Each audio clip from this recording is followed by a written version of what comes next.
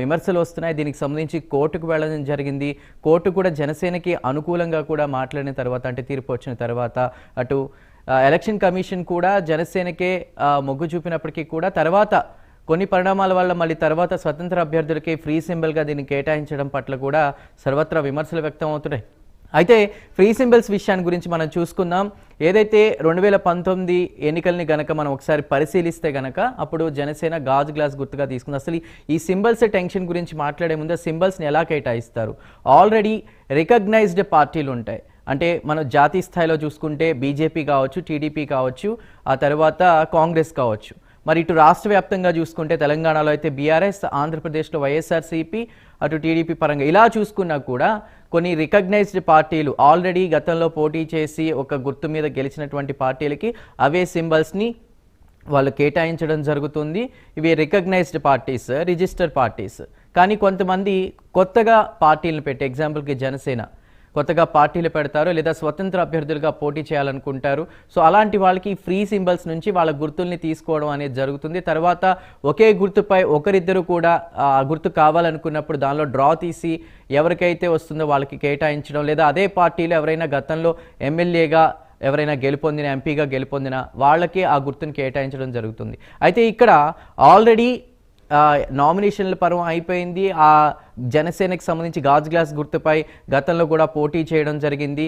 So ఇప్పటికీ కూడా చూసుకుంటే కనుక దాన్ని ఒక ఫ్రీ సింబల్గా తీసుకొచ్చి రాష్ట్రంలో ప్రస్తుతం కలవరానికి గురి చేస్తుందని మనం చెప్పుకోవచ్చు. అయితే దీనికి సంబంధించి ఇవాళ ఈ హాట్ టాపిక్లో జాయిన్ అవ్వడానికి మనకి గెస్ట్లు రెడీగా ఉన్నారు. తిరుత్తని వేణుగోపాల్ గారు, వైసీపీ నాయకులు, సుజాత గారు, జనసేన నాయకురాలు, దాసరి శేషు గారు, టీడీపీ నుండి జాయిన్ అవుతున్నారు. ముందుగా సుజాత్ గారు, good morning and welcome to the hot topic అండి. సో అదేవిధంగా తిరుత్తని వేణుగోపాల్ గారు గుడ్ మార్నింగ్, దాసరి శేషు గారు జాయిన్ అవుతారు మరి కాసేపట్లో. సుజాత్ గారు మీరేమంటారు?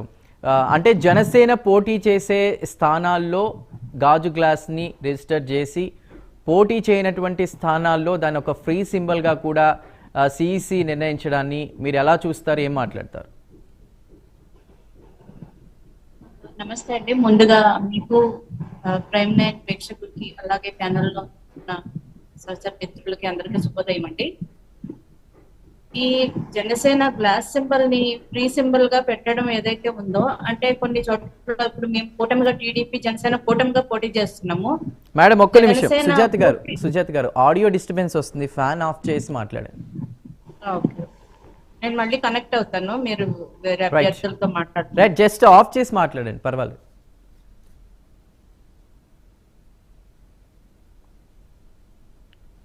రైట్, వేణుగోపాల్ గారు, సుజాత్ గారు వచ్చేలోపు మీరేమంటారు? అంటే ఆల్రెడీ జనసేన పోటీ చేసే స్థానాలు ఏవైతే ఉన్నాయో అక్కడ జనసేనకి రిజిస్టర్ చేసి పోటీ చేయని స్థానాల్లో ఇప్పుడు దీన్ని ఫ్రీ సింబల్గా ట్రీట్ చేయడాన్ని మీరు ఎలా చూస్తున్నారు? సార్ మీ పేరు చందు, చెప్పండి సార్. చందు గారు, మీకు అదేవిధంగా ప్యానెల్లో పాల్గొంటున్న వివిధ రాజకీయ పార్టీ నాయకులకి, అదే విధంగా విశ్లేషకులకి అందరికీ, ప్రైమ్ నైన్ ప్రేక్షకులకి అందరికీ నా నమస్కారం, శుభోదయం. చందు గారు, ఈరోజు గతంలో 2014 జనసేన పార్టీ ఏదైతే పోటీ చేయలేదు, 2019లో పోటీ చేసినా కానీ ఏదైతే వాళ్ళు రిజిస్టర్ చేసుకున్న పార్టీకి రికగ్నైజ్ అవ్వాలంటే ఇంత పర్సంటేజ్ ఓట్స్ ఉంటాయి. ఆ పర్సంటేజ్ ఓట్స్ రాని దాని వల్ల అది ఫ్రీ సింబల్ గా అనౌన్స్ చేయడం జరిగింది. అంతేగాని ఇక్కడ ఏమి కానీ కుట్రలు కానీ కుతంత్రాలు కానీ ఏమి లేదు. వీళ్ళు ఏదో చెప్తున్నారే కానీ ఈరోజు 16 నియోజకవర్గాల్లో ఫ్రీ గ్లాస్ సింబల్ ని ఏదైతే ఫ్రీ సింబల్ గా ఇప్పటి వరకు ప్రస్తుతానికి నిన్న ఉన్న న్యూస్ ప్రకారం 16 అసెంబ్లీ స్థానాల్లో గ్లాస్ సింబల్ ని ఇచ్చారంటే వీళ్ళకి ఇచ్చింది కాకుండా ఏదైతే జనసేన పార్టీ వాళ్ళకి ఏదైతే 21 స్థానాలు కాకుండా ఫ్రీ సింబల్ గా ఇప్పటి వరకు జగంపేట, పెద్దాపురం, కాకినాడ, రామచంద్రపురం, మామిడివరం, కొత్తపేట, మండిపేట, కోవూరు, మంగళగిరి, మైలవరం, గన్నవరం, టెక్కలి, బాపట్ల, కాళహస్తి, నాయకరావుపేట, అదేవిధంగా పార్లమెంట్ అనకాపల్లి, విజయవాడ, రాజమండ్రి ఏదైతే ఫ్రీ సింబల్ గా ఇవ్వడం జరిగింది.